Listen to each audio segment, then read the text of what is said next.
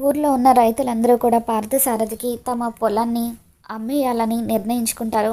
వాళ్ళు అమ్మడం కోసం అని చెప్పి సంతకాలు పెడుతూ ఉండగా అప్పుడు విహారీ అడ్డుపడుతూ, ఒక్క నిమిషం ఆగండి, మీరెవరూ కూడా సంతకాలు పెట్టాల్సిన అవసరం లేదు, మీ పొలాలను అమ్మాల్సిన అవసరం లేదు, మీ పొలాలను నేనే లీజ్కి తీసుకుంటాను, నెల నెల మీకు కొంత జీతం ఇస్తాను అని చెప్పి విహారీ అనగానే ఆ పొలాలను లీజ్కి తీసుకొని, నువ్వేం చేస్తావు బావా అని చెప్పి సహస్ర అంటూ ఉంటుంది.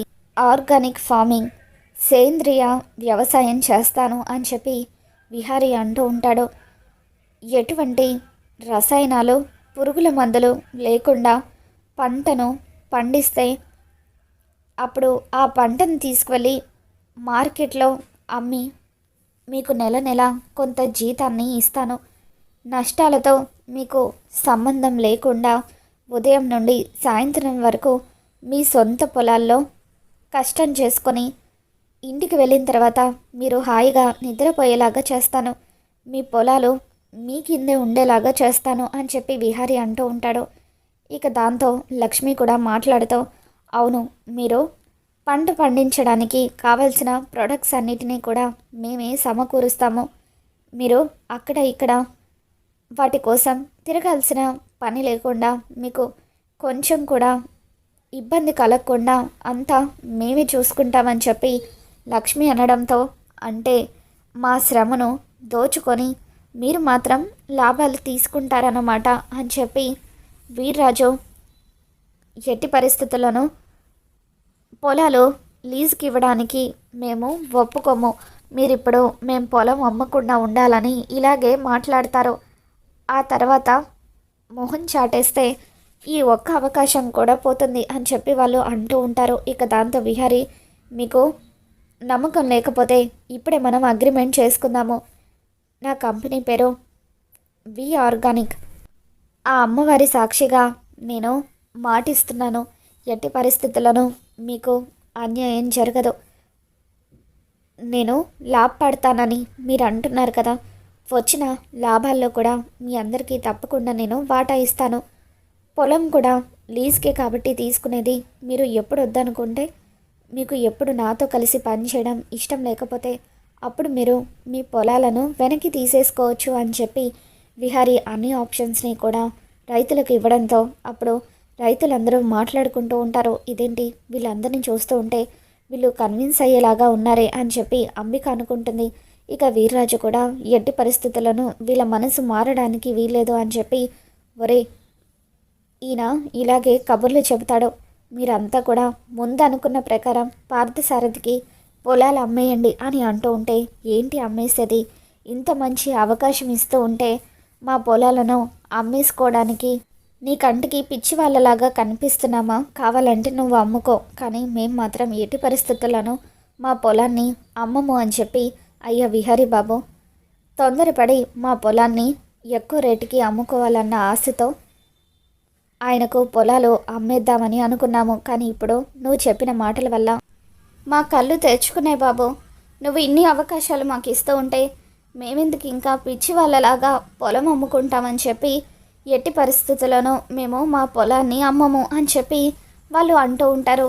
ఇక దాంతో పార్థసారథి, నేను చేయాలనుకున్న బిజినెస్ని దెబ్బ కొట్టి నువ్వు బిజినెస్ మొదలు పెడుతున్నావు కదా, నువ్వు ఎలా పైకి వస్తావో చూస్తాము అని చెప్పి వాళ్ళు అక్కడి నుండి వెళ్ళిపోతూ ఉంటే, ఏంటి చూసేది, మా విహారీ బాబు మా ఊరికి మంచి చేయడానికి వచ్చాడు, మా విహారీ బాబుకి జై అంటూ వాళ్ళందరూ కూడా లక్ష్మికి విహారీకి జైలు కొడుతూ, అమ్మ లక్ష్మి, ఎప్పుడైతే నువ్వు మా ఊర్లో అడుగు పెట్టావో అప్పుడే మా ఊరు బాగుపడడం మొదలైందమ్మా, ఇన్ని రోజులు కరువు కాటకాలతో మా ఊర్లో అందరం కూడా చాలా ఇబ్బంది పడ్డాము, ఇప్పుడు నువ్వు వచ్చావు, మాకు మళ్ళీ మంచి రోజులు మొదలయ్యాయి తల్లి అంటూ లక్ష్మిని విహారీని పొగుడుతూ ఉంటే, అప్పుడు లక్ష్మిని పొగుడుతున్నందుకు పద్మాక్షికి ఒళ్ళు మండిపోతూ ఉంటుంది.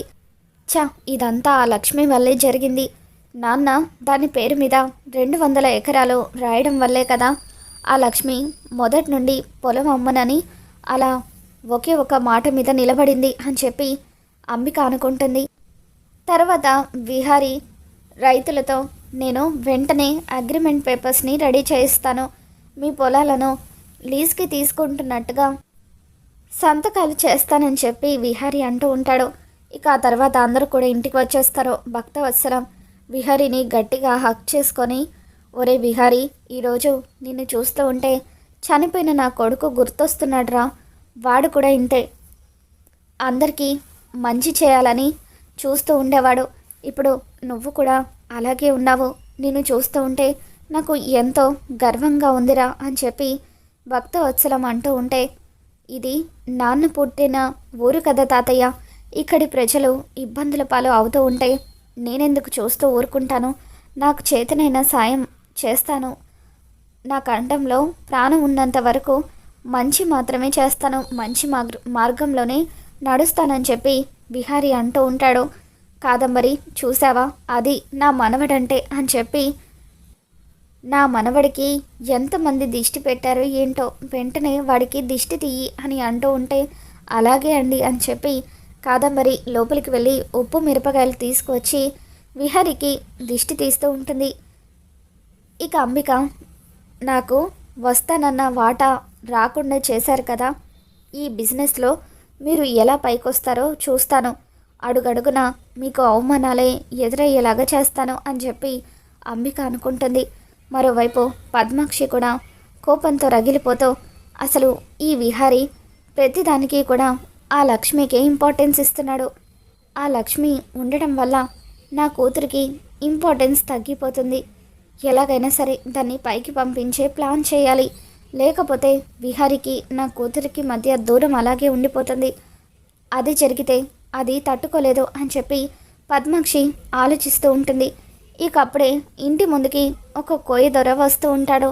అలా ఆ కోయదొరను చూడగానే సహస్ర ఈ కోయదొరను అడిగితే మా బావకు నాకు మధ్య దూరం తగ్గడానికి ఏదైనా సలహా ఇస్తాడేమో అని చెప్పి అనుకుంటూ ఉంటే, ఇక అప్పుడు కాదంబరి కూడా, ఏమండి, కోయదొర వచ్చాడండి, ఒకసారి మన సహస్ర చేతిని చూసి ఎప్పుడు ఈ ఇంటికి వారసుడు రాబోతున్నాడో అడుగుదామా అని చెప్పి అంటూ ఉంటే, అలాగేని నీ ఇష్టం అని చెప్పి భక్తవత్సలం అంటూ ఉంటారు. ఇక దాంతో కాదంబరి కోయదొర ఒకసారి ఇలా రా అని చెప్పి పిలుస్తూ ఉంటే, అంబ పలుకు జగదంబ పలుకు, ఉన్నది ఉన్నట్టు చెప్తాను, లేనిది లేనట్టు చెప్తాను అని చెప్పి కోయదొర అంటూ ఉంటారు. ఇక అప్పుడే సహస్ర వచ్చి కోయదొర దగ్గర కూర్చుంటుంది. కోయదొర, మా మనవరాలికి ఎప్పుడు బిడ్డ పుడతాడో, ఈ ఇంటికి వారసుడు ఎప్పుడు రాబోతున్నాడో చెప్పండి అని అంటూ ఉంటే, అప్పుడు కోయదొర సహస్ర చేతిని చూస్తూ ఉంటారు. ఇక అప్పుడే పద్మాక్షి కంగారుగా, ఇప్పుడు సహస్ర చేయి చూస్తే పిల్లలు పుట్టరన్న నిజాన్ని చెప్పేస్తాడో ఏమో అని చెప్పి వచ్చి, ఈ రోజుల్లో కూడా ఇటువంటివి ఏంటమ్మా సహస్ర, అవన్నీ నమ్మొద్దే, అన్నీ అబద్ధాలే అని అంటూ ఉంటే, లేదమ్మా, నేను చెప్పేవన్నీ కూడా సత్యాలే అని చెప్పి కోయదొర అంటూ ఉంటారు. పోనీలేమ్మా, చెప్పనివ్వు, ఏం చెప్తారో తెలుసుకోవాలని నాకు కూడా ఉంటుంది కదా అని చెప్పి సహస్ర అంటూ ఉంటే, ఏం చెప్పమంటావే, ఇప్పుడు ఆ కోయదొర నీకు పిల్లలు పుట్టరన్న నిజాన్ని బయట పెడితే ఆ నిజం తెలుసుకొని నువ్వు తట్టుకోలేవు అని పద్మాక్షి టెన్షన్ పడిపోతూ ఉంటుంది. ఇక అప్పుడు కోయదొర సహస్ర చేతిని పరీక్షిస్తూ సహస్ర వైపు, తన చేతి వైపు చూస్తూ ఉంటాడు. తర్వాత కళ్ళు మూసుకొని ఆ అమ్మవారు ఏం చెప్తున్నారో అని తెలుసుకోవాలని ప్రయత్నిస్తూ ఉంటే, సహస్రకు యాక్సిడెంట్ జరిగిన విషయం, యాక్సిడెంట్లో తన గర్భసంచి తీసేసిన విషయం, ఇదంతా కూడా కోయదొరకు తెలుస్తుంది.